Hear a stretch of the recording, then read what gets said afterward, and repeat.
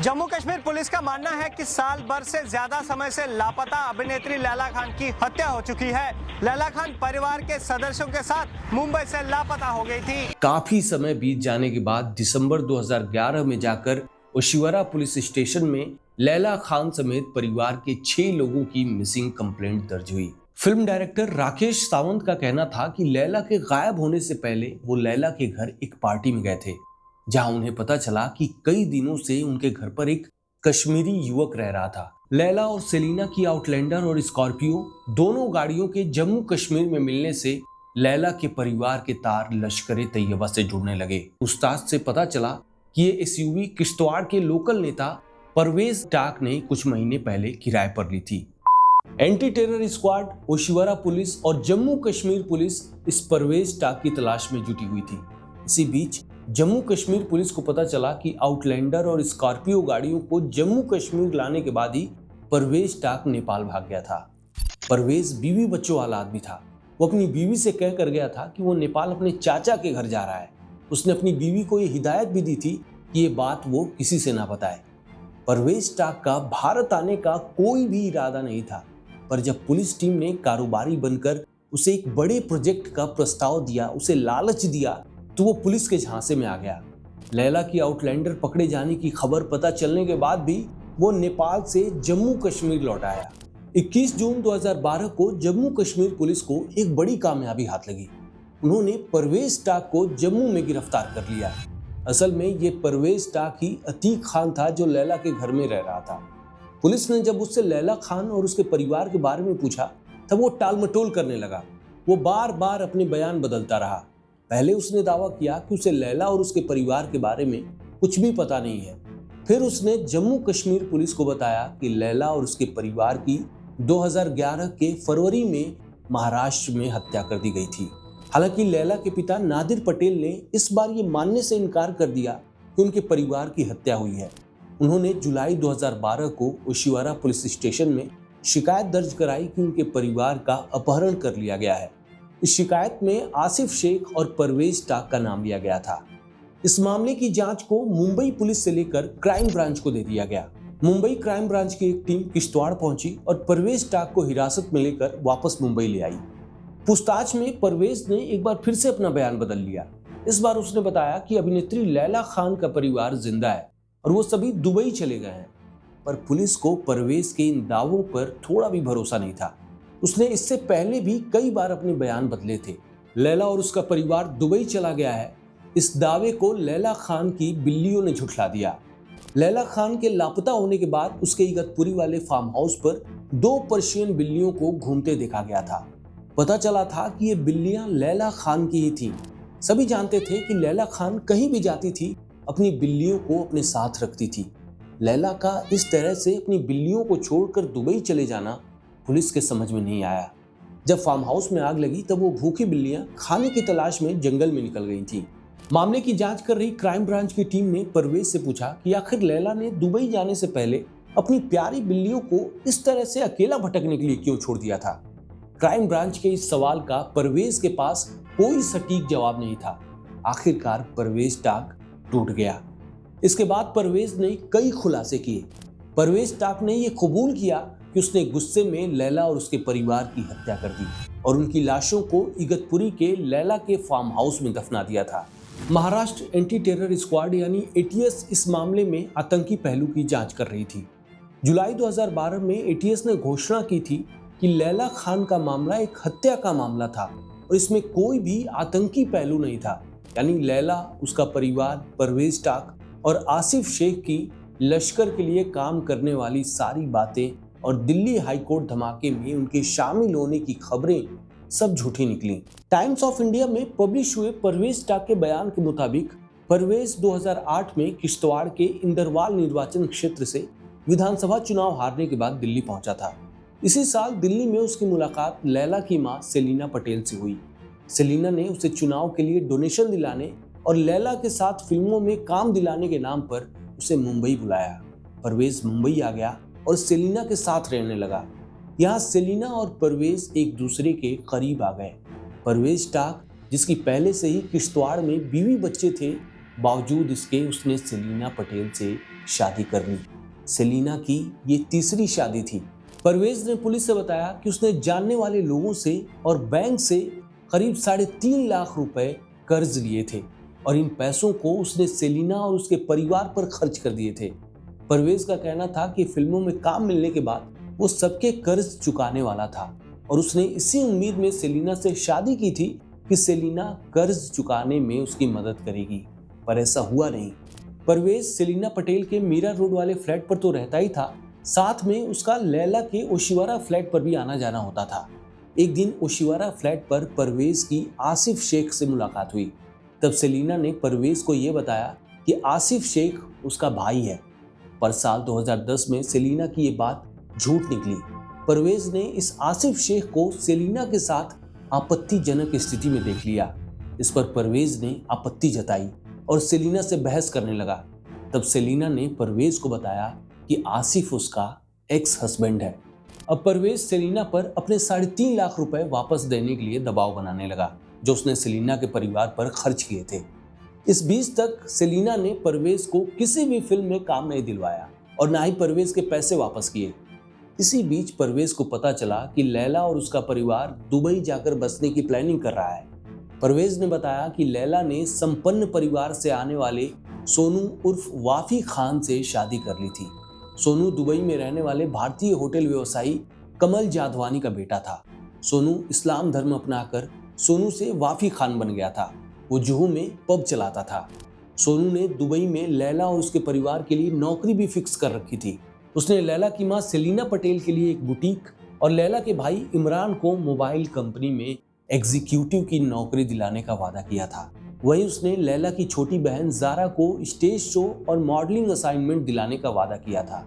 अब परवेज के मन में ये डर समा गया कि उसकी बीवी सेलिना उसे भारत में छोड़कर दुबई चली जाएगी। सेलिना के परिवार के साथ दुबई जाने की चाहत तो परवेज टाक की भी थी, पर परवेज टाक के पास पासपोर्ट नहीं था।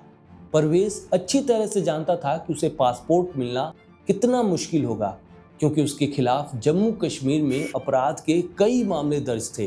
परवेज के लिए दूसरी परेशान करने वाली बात सेलिना का दूसरा पति आसिफ शेख था।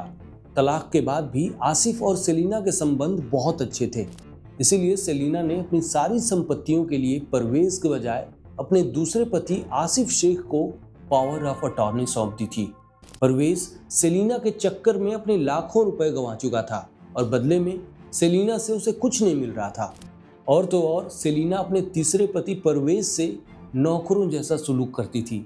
वो खुद से 16 साल छोटे परवेज से मेहमानों को पानी देने और अपनी गाड़ियां चलवाने का काम करवाती थी। इससे परवेज अपमानित महसूस करने लगा था।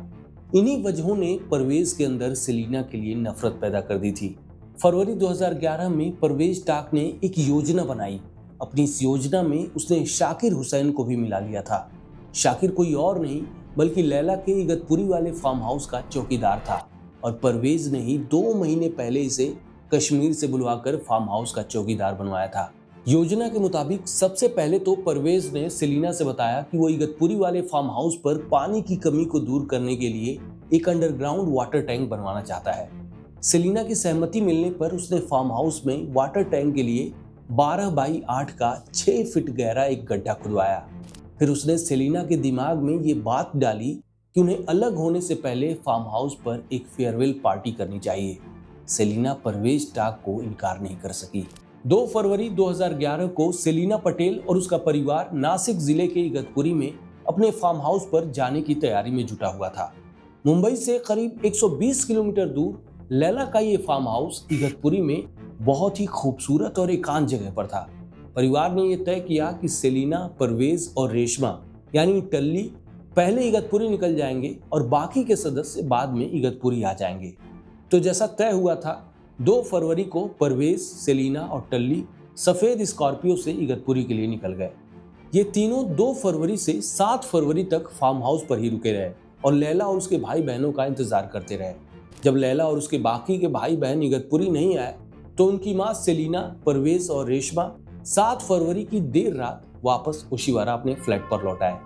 जैसे ही ये तीनों फ्लैट पर पहुंचे, उन्होंने देखा कि लैला और उसके बाकी के भाई बहन इगतपुरी जाने की तैयारी कर रहे हैं। परवेज का दिमाग तब और खराब हो गया जब उसने ओशिवारा फ्लैट पर आसिफ शेख को मौजूद पाया। 7 फरवरी को लैला खान अपनी बड़ी बहन अजमीना और जुड़वा भाई बहन इमरान और जारा के साथ मित्सुबिशी आउटलैंडर से इगतपुरी के लिए निकल गई। आउटलैंडर कार की ओनरशिप लैला खान के नाम पर थी। लैला ने अपनी 2 पालतू पर्शियन बिल्लियों को भी साथ रख लिया था। इधर परवेज, सेलिना और रेशमा यात्रा में हुई थकान के कारण ओशिवारा फ्लैट पर कुछ घंटों के लिए आराम करने लगे। 8 फरवरी की दोपहर को ये तीनों भी इगतपुरी वाले फार्म हाउस पर पहुंच गए। पूरी रात परवेज टाक और लैला के परिवार ने फार्म हाउस पर खूब मौज मस्ती की, बारबेक्यू का मजा लिया, गानों पर डांस किया। फिर देर रात सभी पहली मंजिल पर सोने के लिए चले गए। 9 फरवरी की सुबह 1:30 पर सेलिना पटेल और परवेज टाक के बीच आसिफ शेख को पावर ऑफ अटॉर्नी सौंपने को लेकर बहस शुरू हो गई। दोनों बहस करते हुए ग्राउंड फ्लोर पर चले आए। पहले से तैयार परवेज टाक ने लोहे की रॉड लेकर सेलिना के सिर पर वार कर दिया। सेलिना नीचे गिर गई और उसकी तत्काल मौत हो गई। परवेज टाक ने इस हत्या की योजना पहले ही बना ली थी और इस योजना के तहत ही उसने फार्म हाउस पर 2 चाकू और एक लोहे की रॉड खरीद कर रख ली थी। सेलिना की चीखें सुनकर परिवार के दूसरे सदस्य भी नीचे आ गए। इमरान ने अपनी मां को जमीन पर गिरे हुए देखा, जिसके बाद वो परवेज से हाथापाई करने लगा। परवेज ने इमरान की भी हत्या कर दी।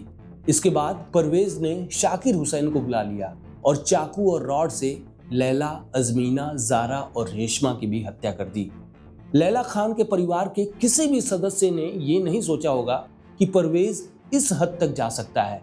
वो तैयार नहीं थे और जब वो सेलिना को बचाने के लिए 3 और 2 के ग्रुप में ग्राउंड फ्लोर पर आए, तब परवेज और शाकिर के लिए उनसे निपटना बहुत आसान हो गया। क्राइम ब्रांच ने बताया कि परवेज ने सेलिना के बाद जुड़वा भाई बहन इमरान और जारा और मौसेरी बहन रेशमा यानी टल्ली की हत्या की। फिर उसने अजमीना और लैला को भी उसी बेरहमी से मौत के घाट उतार दिया। इसके बाद सुबह 3:30 बजे परवेज और शाकिर सबूतों को मिटाने के लिए कमरों से खून के धब्बे साफ कर दिए। उन्होंने खून से सने जितने भी गद्दे, चादर और तकिया थे उन्हें समेट लिया। फिर सभी लाशों को वाटर टैंक के लिए खुदे गड्ढे के पास ले गए। उन्होंने सबसे पहले रेशमा, इमरान और जारा की लाशों को गड्ढे में फेंक दिया। फिर तीनों लाशों के ऊपर मिट्टी, पत्थर और टाइल्स डालकर उन्हें ढक दिया। फिर उन्होंने उसके ऊपर लैला, अजमीना और सेलिना की लाशें भी डाल दी। फिर खून से सने जितने भी कपड़े थे उन्हें उसी गड्ढे में फेंककर टाइल्स, पत्थरों और मिट्टी से ढक दिया, ताकि कोई जंगली जानवर लाशों को खाने के लिए खोदकर बाहर ना निकाल पाए। परवेज ने सेलिना के परिवार के जितने मोबाइल फोन थे उनके सिम कार्ड तोड़कर लाशों के साथ ही दफना दिया था। इसके बाद परवेज टाक और शाकिर हुसैन इगतपुरी फार्म हाउस से लैला के ओशिवारा फ्लैट 104 में गए। वहां उन्होंने लाखों की ज्वेलरी चोरी की और सबूतों को मिटा दिया। फिर वो इगतपुरी फार्म हाउस पर लौट आए। फार्म हाउस में बाकी बचे सबूतों को मिटाने के लिए दोनों ने जनरेटर से डीजल निकाला।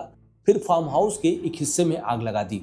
लैला और सेलिना की आउटलैंडर और स्कॉर्पियो को फार्म हाउस से हटाने के लिए परवेज ने 2 ड्राइवर महबूब शेख और जॉनी गर्डर को 15-15 हजार रुपए में काम पर रखा था।